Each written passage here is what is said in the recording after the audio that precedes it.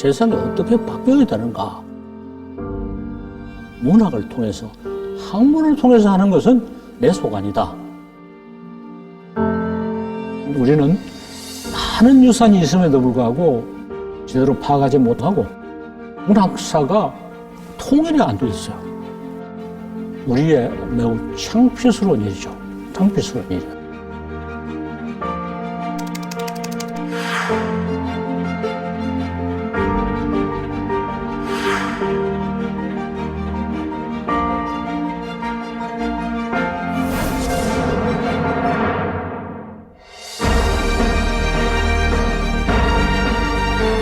여기에서까지는 다 내 책이요. 내가 쓴 거. 왜 그렇게 책을 많이 쓰느냐? 아직도 답이 충분하지 않아서 하고 있는 겁니다. 누구나 인생의 주역이고 주인공이라는 것을 알게 하는 그런 각성이 인문학문의 사명이고 문학 연구하는 사명이에요. 그래서 받은 과제를 가지고 지금까지 숙제를 하고 있는 겁니다.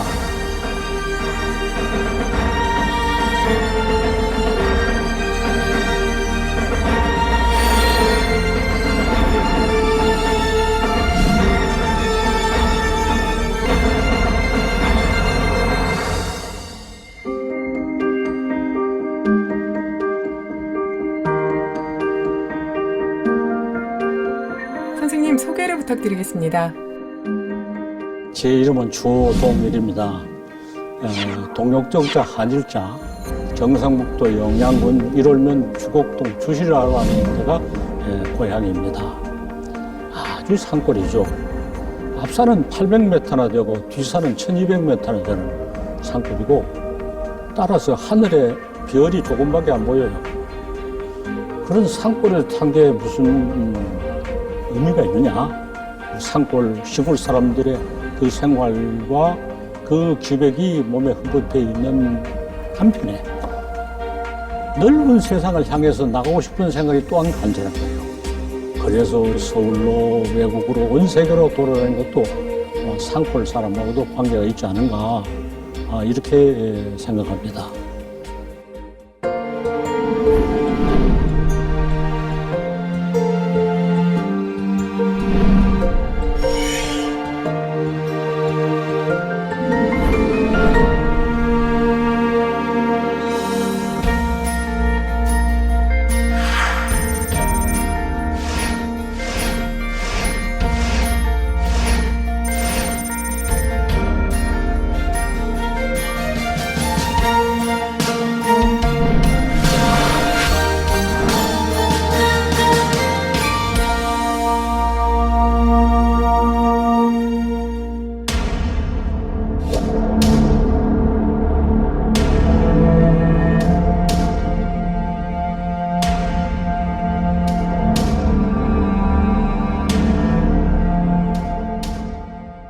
대학 3학년 때 4.19가 일어나는데 4.19를 주동자로 참여했어요.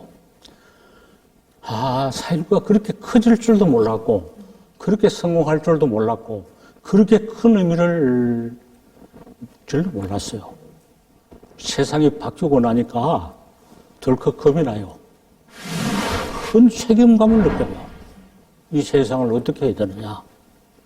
우리가 공부를 한다고 그냥 들어앉아 있을 수 없어요. 세상에 나가서 부딪혀야 되는죠. 그래서 문학에도 참여 문학을 주장했는데 그러면 참여를 하면 어떻게 해야 되느냐. 세상이 어떻게 바뀌어야 되는가. 학생운동에 고함 지르는 사람들은 열정은 있어요. 세상은 열정만은 되는 건 아닙니다.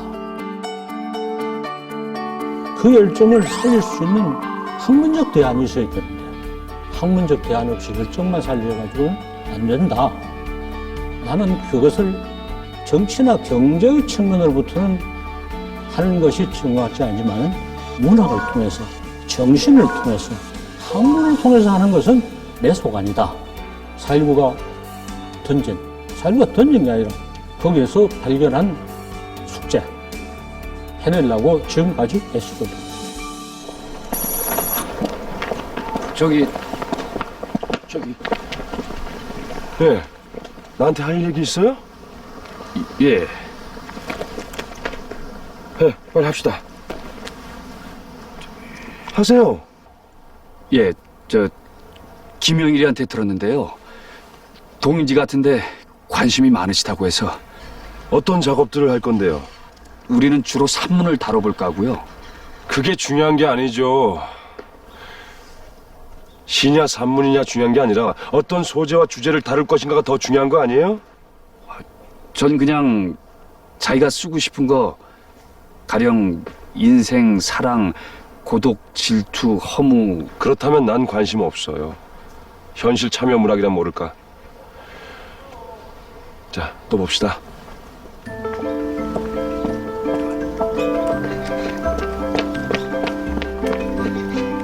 방금 지나간 선배 조동인 선배 아니야? 말해봤어? 참여 문학 아니면 안 되겠다는데. 참여 문학? 그때 큰 과제를 안고 그러고 하려 보니까 정신이 없어서 조정에 머무르지도 못하고 이 얘기도 길게 못하고 저렇게 앞으로 가는 거예요. 불문과 대학원에 입학했다가 휴학을 하고 한 2년 동안 서울대학 도서관에 가서 책 읽는 것으로 세월을 보냈어요. 남들이 보면 저 사람 고시 공부하는 사람이다 이렇게 보이는 거예요. 그러나 언어를 구분을 넘어서서 학문의 부분을 넘어서서 끝없이 헤매고 다닌 거예요.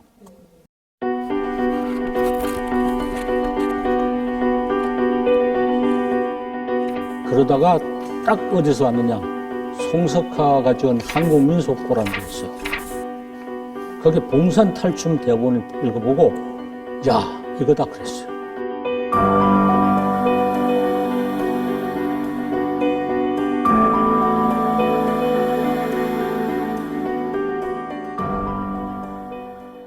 집을 가기 평탄하고 인부다이 무성이다. 뭐라든 쌍만하고 성죽은 너치로다.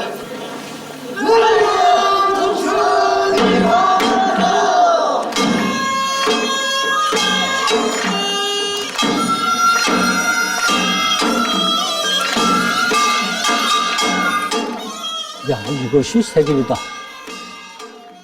이걸 하기 위해서 나는 국문학을 전공을 바꿔야 되겠다. 이렇게 생각했고 그와 함께 민요를 조사하기 위해서 아직 불문과 대학원 휴학생이 몇몇 친구들과 함께 돌아다니면서 그때는 릴 테이프 이렇게 15분짜리 불편하게 어려움을 가지고 돌아다녔어요.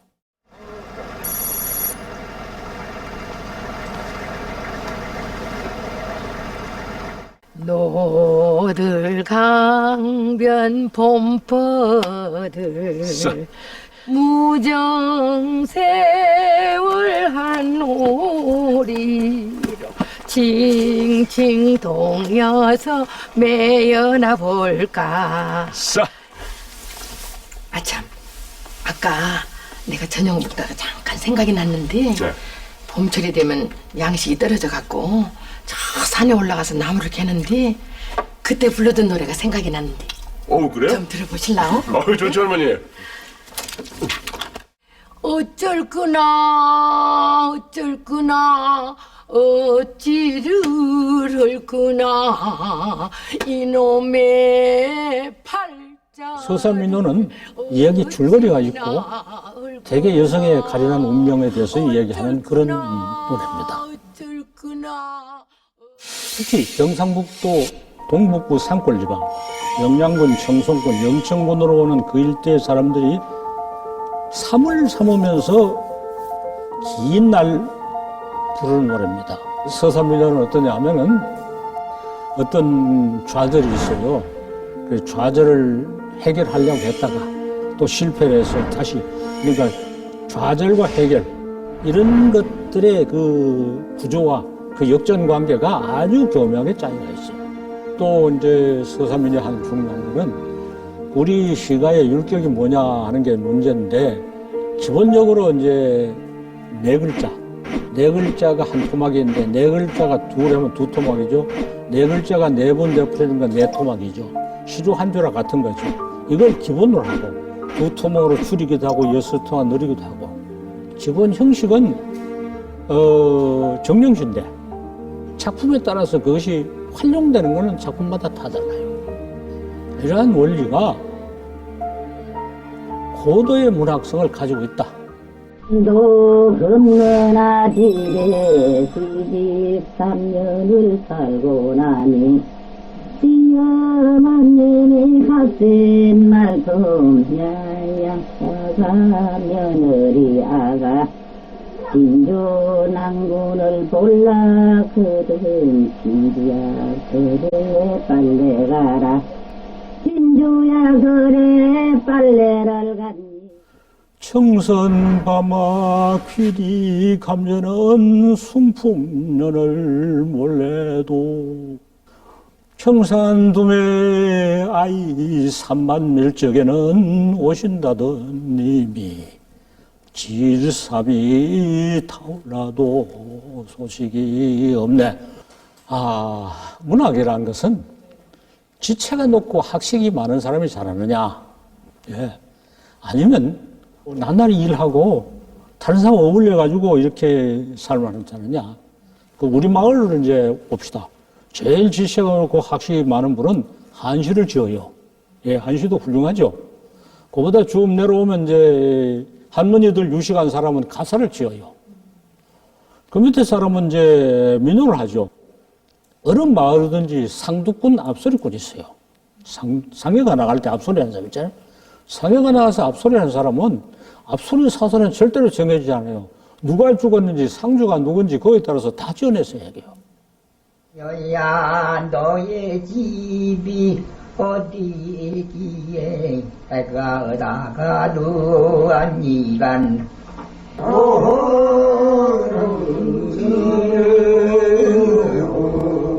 그러니까 이제 우리 마을에서 누가 최고의 예술가냐? 상두꾼, 앞소리꾼이 최고의 예술가예요. 그래서 지체나 학식하고는 완전히 역비례해요. 그러나 마을에 가서 이제 과세를 할 때 이 할아버지한테 내가 세배를 갔어요. 동네 야단이 나니까 그럴 수 있느냐고. 아니, 내가 보기에 그분이 제일 훌륭한데. 이 앞소리꾼의 소리는 세계 전체에서 1등인데. 그렇잖아요. 그게 소중한 거지. 그거를 찾아내는 게 구비문학 연구의 의의입니다.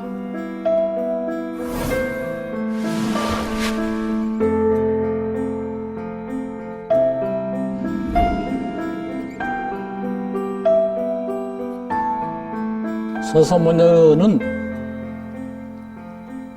현대에 와서 훼손되고 오염되고 상업화되고 이런 타락 이전에 문학과 예술의 가장 순수한 상태를 보존하고 있는 보물입니다. 그것이 멀리 있는 게 아니라 우리 마을에 있고 가까운 사람들이 부른다는 걸 알고 그것이 한국문학으로 동아시아 문화고 세계문화가 가는데 계속 쓰일 수 있는 이론적인 착상을 거기서 얻었어요.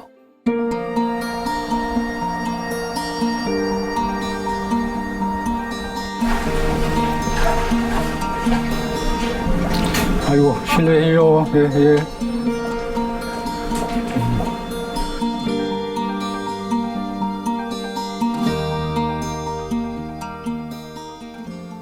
괜찮으시면 댁으로 한 줄 보내드릴게요. 이렇게 책이 나왔구나. 하는 건 알고 있는데, 저건 내가 했는 거고, 이건 처음 보고, 이거 했을 뿐아, 이거 분류도 했죠, 내가. 네, 이 작업이 굉장히 네, 방대했죠. 분류가. 이것도 이렇게 다시 내면 좋겠는데, 그렇게는 못하지. 이 금방에 피는 게 돈이 좀 많이 든다고 그러죠. 이건 구식이야, 구식이야. 네.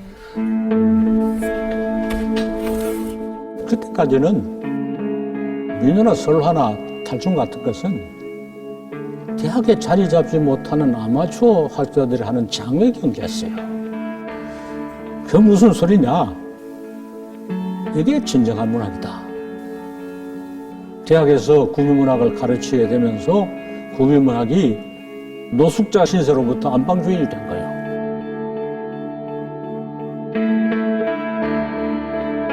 그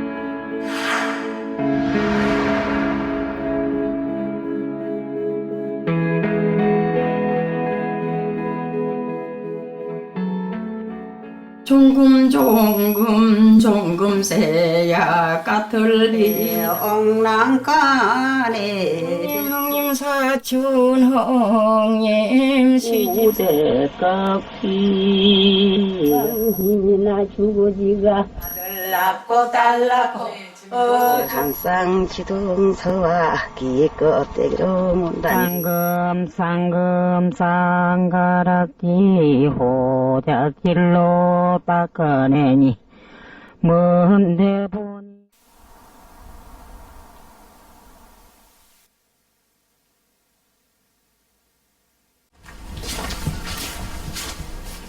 집 전체가 서재인데 여기서 여기까지는 다 내 책이요.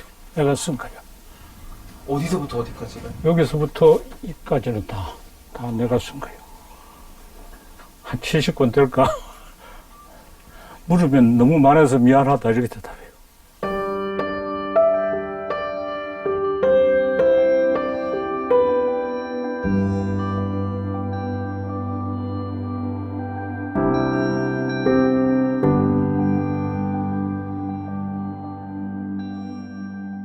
이만해도 그래도 정리가 많이 된 편이에요. 책이 다 있을 때는 너무 지저분했고, 그리고 내 책을 찾아내지 못해요. 어디에 있는지 찾아내지 못해서 도서관에가 빌린다니까. 이제 책의 수가 적으니까 그래도 찾아낼 수는 있고.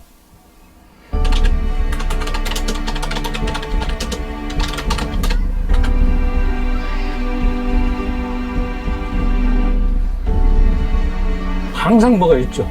항상 머릿속에 뭐가 돌아가지. 그래서 그거 놓칠까봐, 요즘 머리 돌아오면 들을까봐 꺼내놓고 더 열심히 쓰고 막 이렇게 또 쓰기 전에 도망갈까봐 이렇게 막 메모를 하고,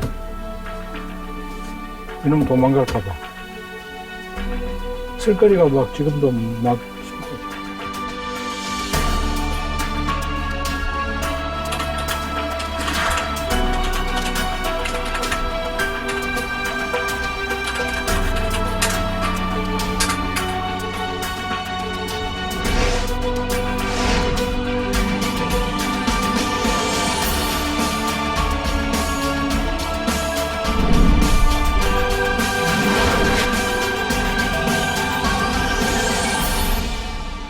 자국문학사는 내가 문학사는 어디로라는 책을 써서 밝혔듯이 한나라의 얼굴입니다. 우리는 많은 유산이 있음에도 불구하고 문학사를 짤막하게 써가지고 마치 우리가 부자인데 가난뱅이처럼 돼 있고, 또 구비문학은 집어여지도 않고 고전문학과 현대문학이 별개인 것처럼, 현대문학은 전부 외국에서 가져온 것처럼 써서 이게 문학사가 통일이 안 돼 있어요. 그것은 우리의 매우 창피스러운 일이죠. 창피스러운 일이야. 구비문학과 기록문학을 합쳐서 고전문학을 합치고, 거기다 한문학을 보태고 현대문학까지 이어지는 전체를 통괄해서 자료와 사실을 충분히 포괄하면서도 일관된 체계를 가진 작품을 쓰기 위해서 학문학 통사를 썼고, 3번 개고를 해서 이제 현재는 제4판이 나와 있어요.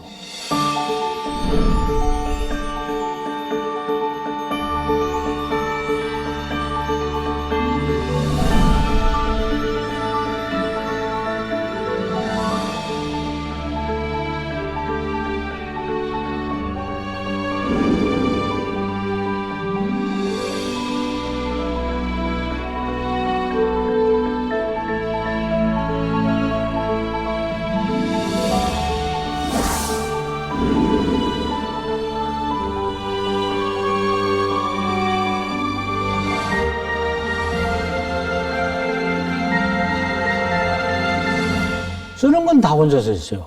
근데 초고를 강의 시간에 학생들이 비판하고 학생이 비판을 거쳐서 수정을 했어. 일단 원고가 완성돼서 교정을 놓을 때는 수많은 사람 힘을 입었어요. 지금도 그 책을 교재로 쓰는 사람이 이게 틀렸다 저게 틀렸다 알려줘요. 이제는 막 거의 틀린 게 없는데 그걸 다 그렇게 모은 거지. 그리고 또 많은 연구 성과를 거기다 섭취해서 썼지. 이걸 위해서 한 30년의 세월이 소요된 거죠. 이제 우리의 문학 유산이 정리되고 우리 학문의 능력이 발견되고 내 이론이 정립되는 그 핵심적인 작업을 했습니다.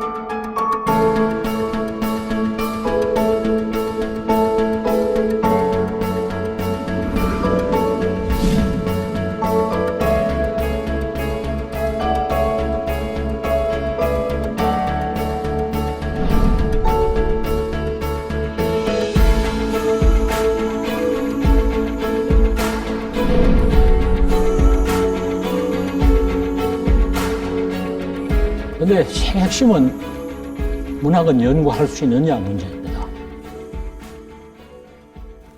상황은 이렇죠.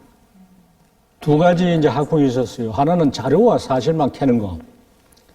또 하나는 이제 외국 사람의 이론을 가져와서 떠들어대는 거. 근데 사실은 작품하고 잘 맞아 들어가지 않아요. 문학 작품은 매우 미묘하고 작품마다 다 다르고 논리를 넘어서는데 어떻게 연구할 수 있느냐.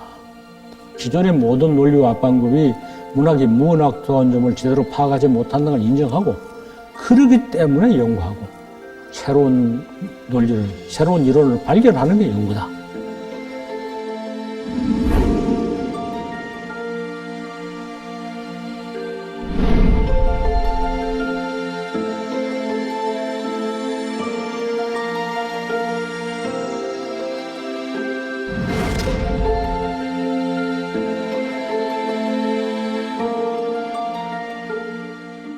생각론이라는 것은 어떤 이제 우리가 인식의 어떤 철학의 한 기본인데 우리는 동그라미 하나를 이렇게 그려서 모든 것은 하나다. 그리고 각기 다른 것들은 중요하지 않다. 이런 생각이 있을 수 있어요. 아니다. 각기 다른 것이 다 소중하다. 그러니까 동그라미 하나를 없애는 게 아니라 작은 동그라미를 무수히 많이 하는 게 있어요. 그게 아니고 그것들은 서로 맞물려 있다. 맞물려 돌아간다. 근데 맞물려 돌아가는 게 그냥 돌아가는 게 아니라 서로 싸우기도 하고 서로 화합하기도 한다. 싸우고는 상극이건 상생이다. 상생이 상극이고 상생이 싸움이라 함으로써 음양 관계에 대해서 훨씬 더 발전적인 사고를 하게 돼요. 가령 이제 춘향전을 들어봅시다. 춘향전. 저리 가거라 뒤태를 보자 그 부르라 태를 보야 아양 걸으라 걷는 태를 보야. 춘향은 기생이면서 기생이 아니다 하는 게 내 명제인데 기생으로 출판하지만 기생이 아닌 걸 관철했어요. 춘향전에 이런 대목이 있어요. 변사또가 와서 이제 춘향이를 잡아오라 그러니까 아주 막 호랑이 같은 놈들이 막 인연 잘 걸렸다 말아 양반을 가까이 있다고 온갖 거만을 들더니 너 오늘 죽었다고 달려가거든. 춘향이가 보고 아이고 오라버니 그동안에 잘 있었어요 하고 내가 양반을 갖고 왔는데 범연하게 그렸는데 참 어쩌고 하니까 그런 분노가 봄눈 돋듯이 다 늘어져가지고 허물허물하게 돌아가서 춘향이가 아파서 못 잡았습니다. 그렇게 역전되는 거예요. 상극이 상생으로 전능시키는 거예요. 수절하고 지내는 뒤 일정 수사가 돈여러니 세상의 독허. 문학의 역사와 사상의 역사와 사회의 역사가 그냥 혼연을 얽혀 있어요. 혼연을 얽혀 있어요. 그렇게 해서 총체사를 향해 나가고 있어요. 그리고 그 복잡하고 많은 것들이 생국론이라는 원리에서 끼워져요. 생국론을 정립하고 입증하고 그 효용성을 증명하는 데 있어서도 문학동사는 상당히 큰 의의가 있다고 생각합니다.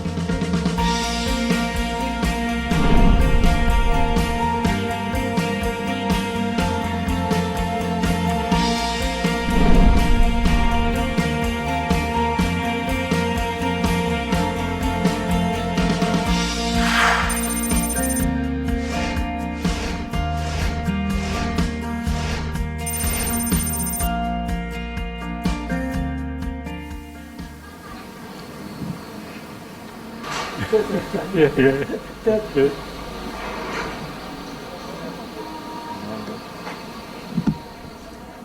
문학사를 쓰는 것, 특히 자기 나라 문학사를 쓰는 것은 지금까지 어떻게 왔고 어떻게 할 것이냐. 나라마다 자기 문학이 대단하다. 자기 나라에서 문학사를 잘 쓴다 하고 경쟁을 일삼는데 경쟁하기보다도 서로 협력하고 교류해서 자기 문학사를 잘 쓸 뿐 아니라 자기 문학사에서 문명권 문학사에서 한국 문학사나 일본 문학사에서 동아시아 문학사로 문명권 문학사에서 세계 문학사로 나가는 길을 함께 찾기 위해서 지혜를 모으자 이런 내용의 발표를 합니다.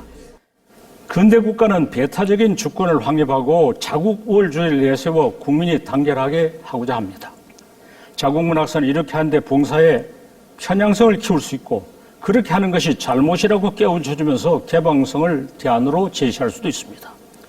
자국 문학만 쓰고 자국 문학의 특수성을 자랑하는가 자국 문학사를 넘어서서 더 넓은 문학사로 나아가는가 하는데 갈림길이 있습니다. 더 넓은 범위의 문학사로 나아가야 널리 타당한 논의를 갖추어 이론의 수준을 높일 수 있습니다. 非圧迫民族覚醒のため、それを目覚めさせるためというスローガンを挙げておられますけれども、それは世界文学史作成という高邁な目標から見るとちょっと狭すぎるのではないかなと、そんなふうにも思います。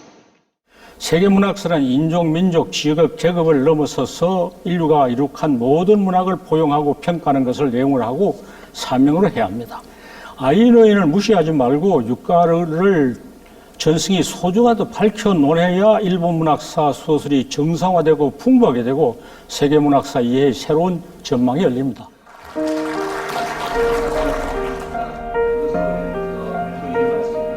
국문학사를 쓴 성과는 다른 문학사와 비교 연구를 통해서 그 결과가 확대되는 게 당연해요.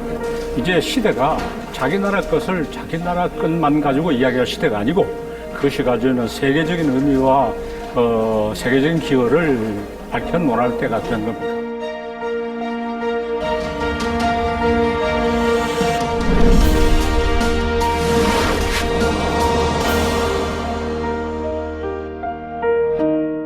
학문은 세계적인 보편성을 가져야 되고 그러기 위해서는 세계의 많은 사례를 설명할 수 있어야 되고 우리 문학이 구유문학과 기록문학, 공동문학, 민족문학을 함께 잘 가지고 있어서 문학의 보편적인 양상을 검증하기 아주 좋은 사례이죠.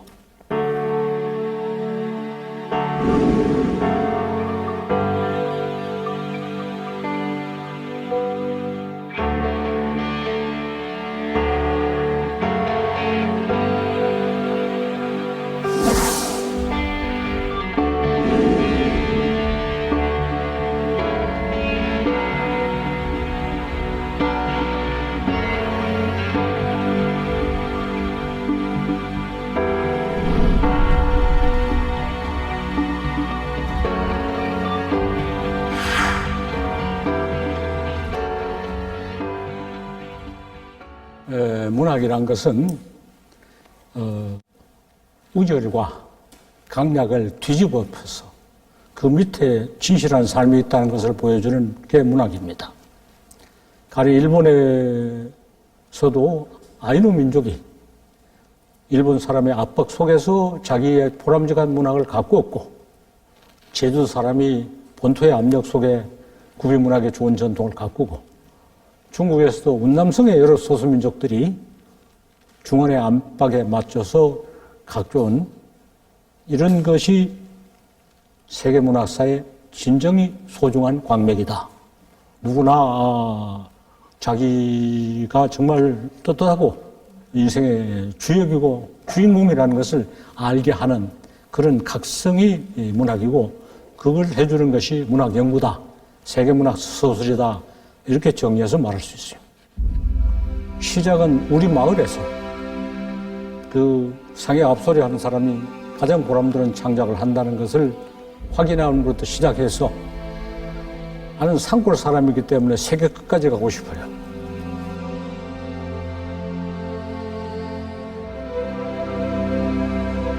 공부하려고 고향을 떠났는데 공부란 다름이 아니라 고향으로 돌아가기 위한 멀고 험한 길이라는 걸 알았다.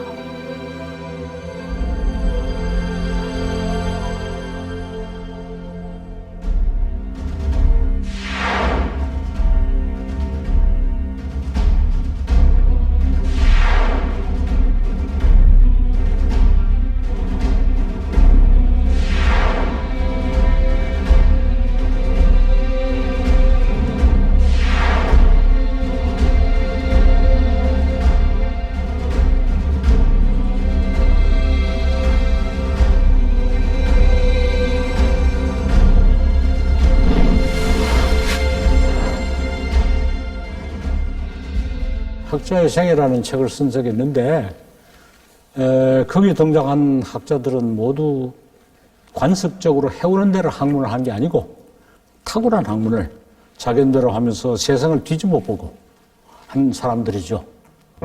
아랍 이슬람 철학자 가잘리라는 사람이 있어요.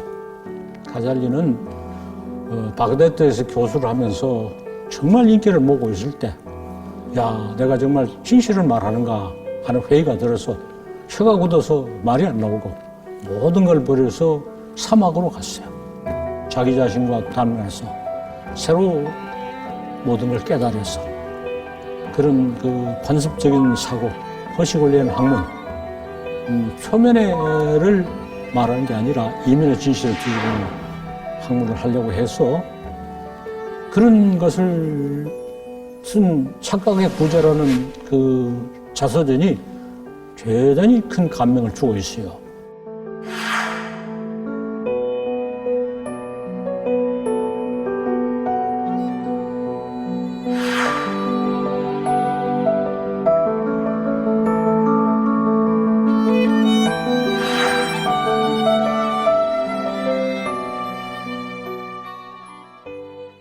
학문이 잘 나간다고 했을 때 이게 출세가 되고 허용이 되고 거기서 자기 기만이 시작되는 겁니다. 그래서 나는 이런 말을 해요. 과대평가는 독약이고 과소평가가 보약이다. 학문은 유식이 아니고 무식이 본질입니다. 모르는 게 많아야 된다 그랬어요. 모르는 것에 대해서 언제나 새로운 탐구를 하니 과대평가될 여지는 없고 과소평가라는 복약을 항상 떠나지 않게 되는 거죠. 보약을. 나는 계속 과소평가되는 사람이기를 바라요. 그렇게 하려면 내가 지금까지 했던 것이 모두 소용이 없다는 것을 알게 돼야 되고 새로운 출발을 시작해야 되죠. 쉬고 싶어도 한 소식이 와서 나를 자꾸 흔들어요. 흔들어.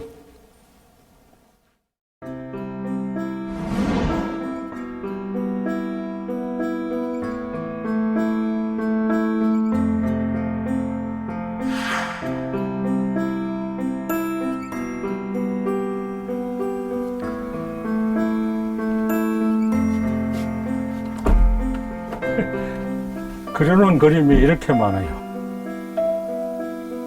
한 5, 6년, 7, 8년 이렇게 그렸어요. 이 중에서 300점을 골라서 화집을 만들고 전시를 할 거예요.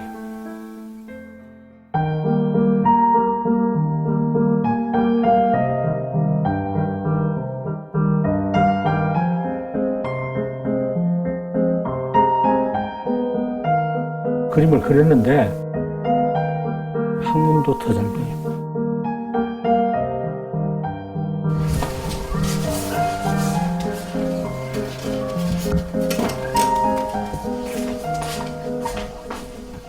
잘 됐는가 이렇게 보는 거예요. 여기 앉아 보는 게 제일 적당한 거리야. 그릴 때는 안경을 벗고 그리고 볼 때는 안경을 쓰고 보래요. 이 정도도 봐야 잘 된가 못 된가 알 수 있고 뭐를 고쳐야 될까 알 수 있어. 학문과 그림을 같이 한다는 것이 생각을 신선하게 하고 착상을 개발하는 데 끝없이 좋아요. 지금까지 학문은 어떤 분야에 전공을 해서 골짜기에서 노는 거예요. 그래서 뭐 이것저것 다 하는데 멀찌가 않지 크게 보면 새로운 착상이 많이 떠올라서 새 작업을 많이 하는 거죠. 지금 뭐 책을 한 권을 넘겼고 동시에 한 책이 서너 권 진행되고 있어요.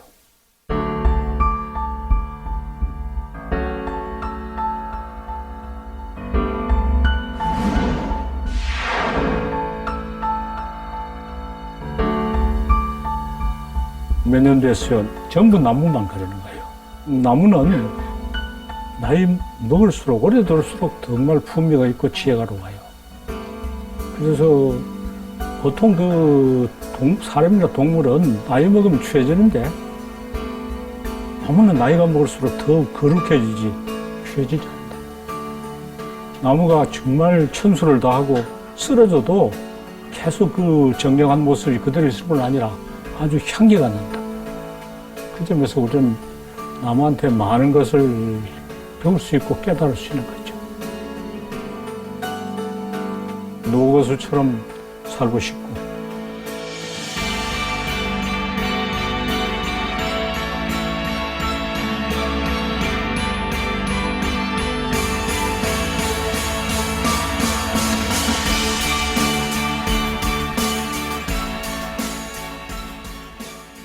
누구는 낚시에 미치고 누구는 노름에 미쳐요. 그와 같은 일종의 광점인데 그런 것보다는 낫잖아요. 학문이 즐겁다고 하면 저거 무슨 위선의 소리냐 하고 손가락 치래요.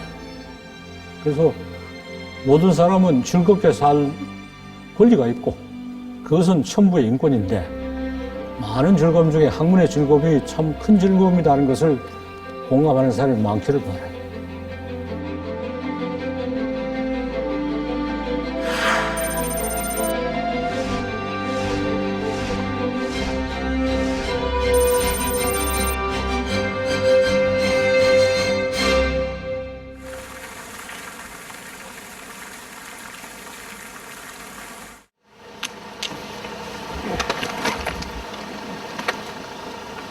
이게 아주 무거워.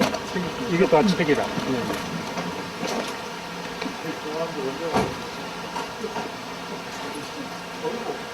어이구, 벌써 많이 왔네. 그래. 건강하셨어. 그런데 이거 놨다고 가지고. 자, 이걸 어디다 갖다가 탭다에 갖다 전시를 해요. 그래서 보재기를 갖고 오셨구나. 선생님은 몇 권이 제일 마음에 드십니까? 나는 다 내 책이기 때문에 그 차별을 둬서 말할 수 없지. 이름을 기억 못해 미안해요. 오정아. 네, 고맙습니다. 야, 김현수입니다. 현수요. 네. 감사합니다. 내가 어디 가서 강연해도 내 책 들고 와서 사인 받는 사람들이 있어요. 그래서 쓸데없이 많이 써가지고. 아, 이게, 그래요. 우리 오양우 교수가 이 책 선정했는 공화시아 문장과 중국어 번역본.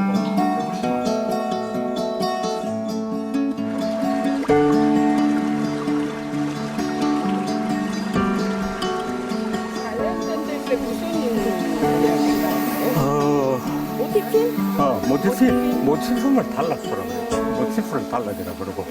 리스트를 만들려고 하는 거거든요. 그렇지. 근데 이제 서사민요 단락소 밑에 여러 단락이 있는 거지. 단락소를 선생님 하신 대로 하면 이제 고난, 해결의 시도, 해결, 좌절, 해결. 그거밖에 없어. 그렇죠. 단락소는 그거밖에 없어. 근데 이제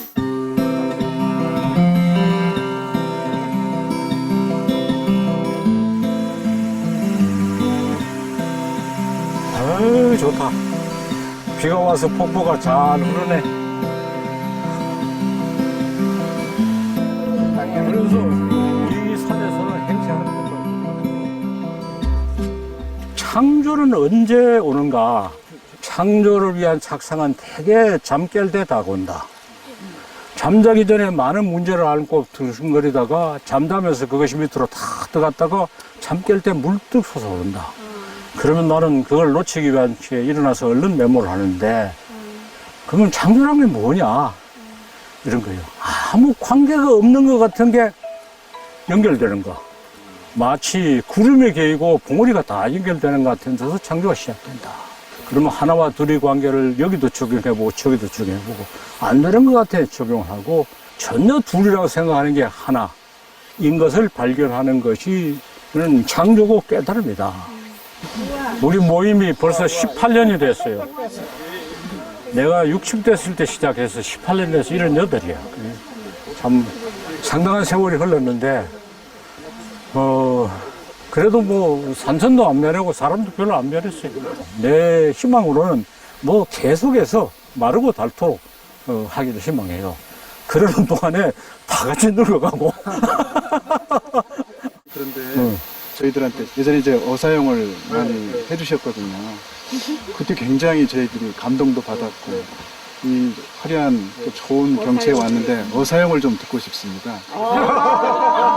수십 년 되는데 구야구야 까마구야 지리산 갈가마구야 이내 속에 태산 같은 원래 병든 줄은 키 누구가 알아주노 구야구야 까마구야 지리산 깔가마구야 지리산을 어이넘노 구야구야 까마구야 이런 수십 년 만에 경영하신 다음에도 계속 속도를 높이시면서 걸으시기 때문에 쫓아가는 게 그게 꼭 쉬운 일은 아닌 것 같습니다. 이제 산 정상인가 싶으면 더 큰 산을 늘 보여주시는 게 평생 저희들한테 보여주신 것이었기 때문에 뭐 그런 면에서 보면 최고의 스승이라고 저는 생각합니다. 조동일로부터 어떻게 독립을 할 것이냐, 담는 것이 쉽습니다. 또 그러면 폼도 나는데 내가 조동일이 아니잖아요. 근데 조동일이 아닌 나를 그리기가 대단히 어렵습니다. 학문적으로 자립하고 독립해야 되는데. 그래서 조동일이 아닌 나의 학문을 어떻게 세우느냐, 그것은 참 그런 큰 짐을 선생님은 제자인 저에게 또 우리 지도학생들에게 주셨다, 이렇게 생각합니다. 학자로서의 조동일은 굉장히 냉정한 분이에요. 학문은 따지고 가리는 것이다 해서 따지고 가리는 데는 양보가 없어요. 철저해요. 그런데 인간으로서 조동일은 어떠냐, 인간적인 삶은 양보하고 화해하는 것이 인간다운 삶이다, 그런 거죠. 그런데 학문에 관해서 아주 칼같아. 선생님 항상 그 통찰의 범위가 점점점 넓어지시고 또 그 넓어지는 그런 어떤 매연과 부피를 간략하게 압축해서 말하는 것들이 굉장히 쉽게 말씀을 하셔요. 때로는 저분이 아이한테 말하듯이 이렇게 말씀을 하신다 할 정도로 점점점 쉬워집니다. 학문은 굉장히 더 높아졌는데 그 역사를 어떻게 해석해야 될지 저도 좀 고민이 많습니다.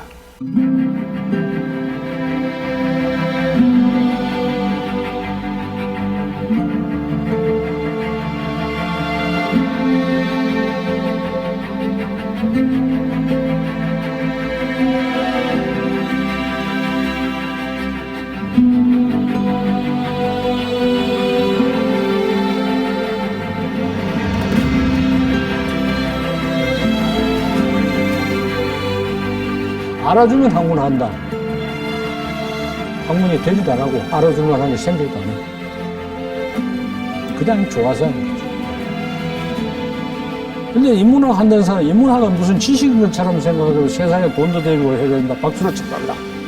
이게 이런 생각이라는 걸 말 안 하고, 아까 지식 장사하는 사람들이 인문학 타령을 제일 많이 해요. 그건 누가 뭐라 했다. 나는 이 사람을 존경한다. 이 책이 훌륭하다. 그런 이야기 해서 뭐하냐. 그런 사람들은 인문학의 반역자고 학문도 교육의 역적이었거든요. 그런 걸로 남의 이야기로 가지고 폼되는 사람 얼마나 많아요. 약장사가 진정한 학문을 가로채는 것을 결국 제일 진정한 약은 자기 마음속에 있다. 이 이야기예요. 나는 약도 안 줘요. 마음속에 약이 있다고.